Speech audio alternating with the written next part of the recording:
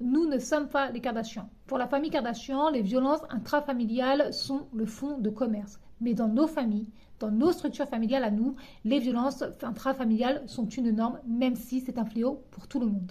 Salam alaikum, shalom aleichem, que la paix soit sur toi. Pour celles qui ne me connaissent pas encore, je me présente. Je suis Malika de Riche, écrivaine, rentière et stratège budgétaire.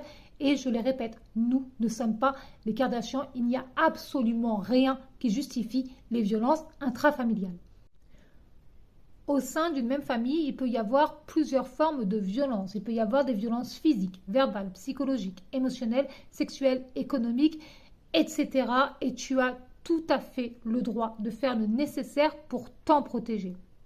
On accuse souvent les victimes de violences intrafamiliales de rompre les liens familiaux dès lors qu'elles se tiennent à distance, refusent de nourrir le chaos et de répéter les schémas.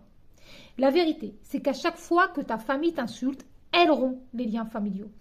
À chaque fois qu'elle te frappe, elle rompt le lien familial. À chaque fois qu'elle te punit par le silence, qu'elle crée de la confusion dans ton esprit, qu'elle te pousse à bout, qu'elle te force à lui donner de ton argent, etc., ta famille rompt le lien familial.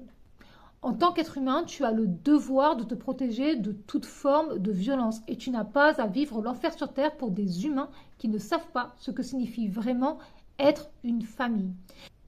L'une des raisons qui me motive à apprendre l'argent aux femmes chaque mardi à 14h dans le podcast Fini les dettes, c'est parce que je sais que lorsque l'argent est sous contrôle, on a l'esprit plus clair.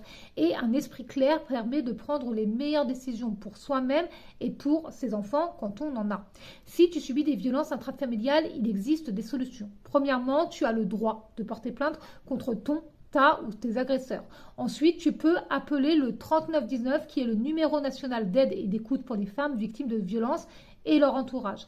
Troisième chose que tu dois faire, c'est être au contrôle de ton argent, avoir une épargne de précaution et apprendre à dire non et stop.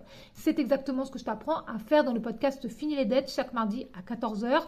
Le podcast Fini les dettes, c'est le podcast dans lequel nous parlons d'argent entre femmes sans tabou ni langue de bois. Abonne-toi. Bye bye.